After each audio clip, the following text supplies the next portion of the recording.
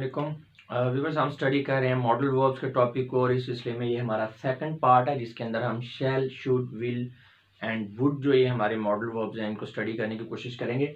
इस सब टॉपिक को भी हमने तीन पार्ट्स में डिवाइड कर दिया है आप लोगों की आसानी के लिए। बहरहाल कंबाइंड फॉर्म के अंदर भी ये आपको अवेलेबल होंगी जो कंप्लीट इंग्लिश कोर्स वाली प्लेलिस्ट के अंदर। तो सबसे पहले हम बात करेंगे, आपको ये पता होना चाहिए कि मॉडल वर्ब होता क्या है। तो इस सिलसिले में हमने बड़ी डिटेल में ये जो टॉपिक है हमारा मॉडल वर्ब का, इसकी जो पहली वीडियो है उसके अंदर बात की है। लिंक नीचे डिस्क्रिप्शन में शेयर कर दिया गया, आप वहाँ से देख सकते हैं। तो अभी हम बात करेंगे directly shall, should, will, would की। Shall and will both are used to express pure future. जो आपका प्योर फ्यूचर है, यानी एग्जैक्टली आप बात ही फ्यूचर की कर रहे हैं, तो इस चीज़ को एक्सप्रेस करने के लिए हम शैल एंड विल को यूज़ करेंगे। Her shall is used with first person। First person क्या है? I and we। And will is used with all other person।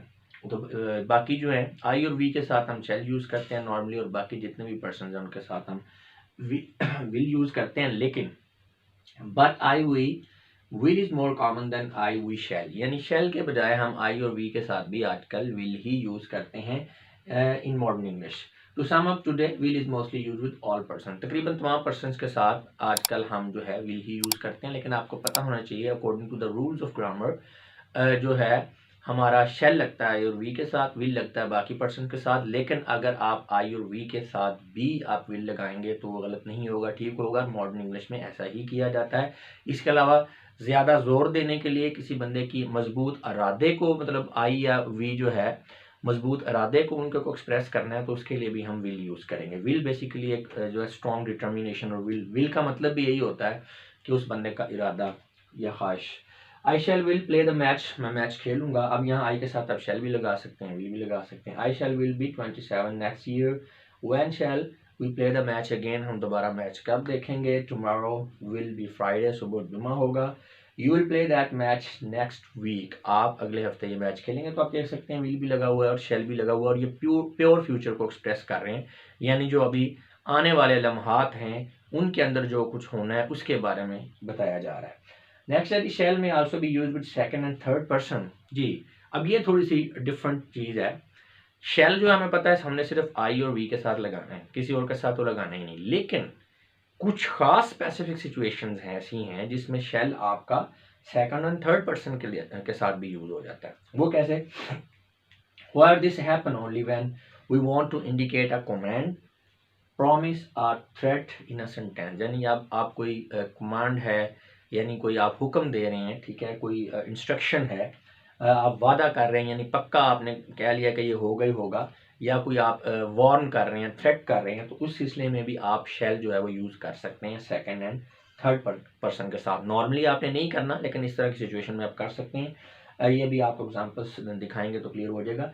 You shall not go there again, आप वहाँ नहीं जाएंगे। अब ये बेसिकली एक कमांडेड वे में है, यानी जैसे हम किसी को वार नहीं कहते, आइंदा तुमने वहाँ नहीं जाना, ठीक है, कैसे है ना, आइंदा तुमने वहाँ नहीं जाना, बड़ा उसके तो ये उसमें इस तरह होगा। You shall not, you will के बजाय हम शैल लगा देंगे। अच्छा, he shall have an increase salary next month. अब पक्की बात है कि उसकी अगले महीने जो है सैलरी बढ़नी है, तो हमने विल के बजाय ही के साथ शैल लगा दिया कि कन्फर्म है कि जी सैलरी बढ़ेगी।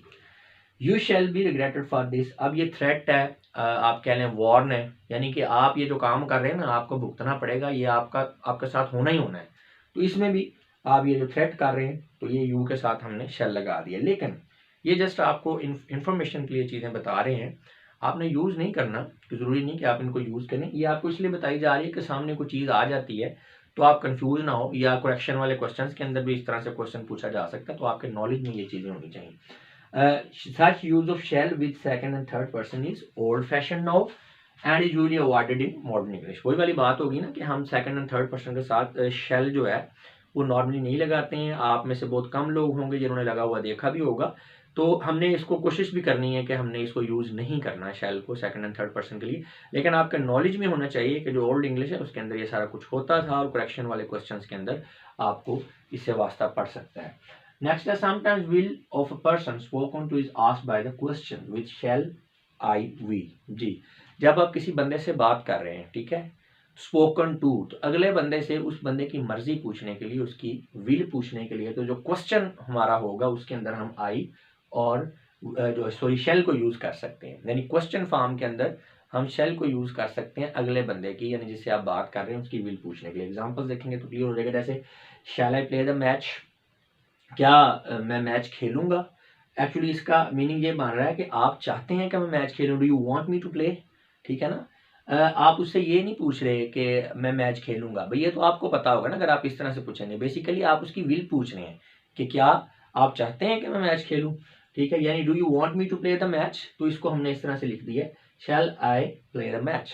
इसी तरह which house shall we buy, हम कौन सा घर खरीदेंगे। तो इसमें बेसिकली आप अगले बंदे की जो है ना वो सजेशन उसकी ले रहे हैं, आप उसकी एडवाइस ले रहे हैं कि ये जनाब हमें घर कौन सा खरीदना चाहिए आपके ख्याल में। वेयर शैल दे स्टे, वो कहाँ रुकेंगे। तो यहाँ पे आप क्या कर रहे हैं, आप उसकी सजेशन ले रहे हैं या आप उनकी रिकमेंडेशन ले रहे हैं, पूछ रहे हैं किसी से कोई बात। तो आप देख सकते हैं कि ये इस तरह से भी आपने सेंटेंसेस की सेंस को समझा करें कि कहने वाला बात कहना क्या चाह रहा है, या आप जो मैसेज दे रहे हैं तो आप वो क्या मैसेज देना चाह रहे हैं, और उसके लिए आपने ऐसा क्या तरीकाकार यूज़ करना है, सेंटेंस की कौन सी फॉर्म यूज़ करनी है कि एग्जैक्टली जो आप चाह रहे हैं अगले बंदे को वही समझ में आए। तो इसे कहते हैं क्लैरिटी ऑफ थॉट्स एंड जो है ना लैंग्वेज की जो प्रोफिशिएंसी यही है कि जो आपके माइंड में चल रहा है अगले बंदे को एग्जैक्टली वो समझ आ जाए कि आप क्या कह रहे हैं, मैसेज पूरा कन्वे हो। ये ना हो कि आप कोई और बात कर रहे हैं अगला बंदा कुछ और परसीव कर रहा है। तो अब ये देखें यहाँ पे बेसिकली आप क्वेश्चन इस तरह से कर रहे हैं, इनका इम्प्लाइड मीनिंग में आप जाएं। जैसे यहाँ स्टार्ट में था शैल आई प्ले द मैच, तो आप यहाँ पे कोई परमिशन नहीं ले रहे उससे, यहाँ पे आप उससे उसकी उसकी बेसिकली ख्वाहिश पूछ रहे हैं कि क्या आप चाहते हैं कि मैं मैच खेलूं, ठीक है। इसी तरह नेक्स्ट सेंटेंस में आप एडवाइस ले रहे हैं और उससे नेक्स्ट में आप उसकी रिकमेंडेशन या सजेशन ले रहे हैं।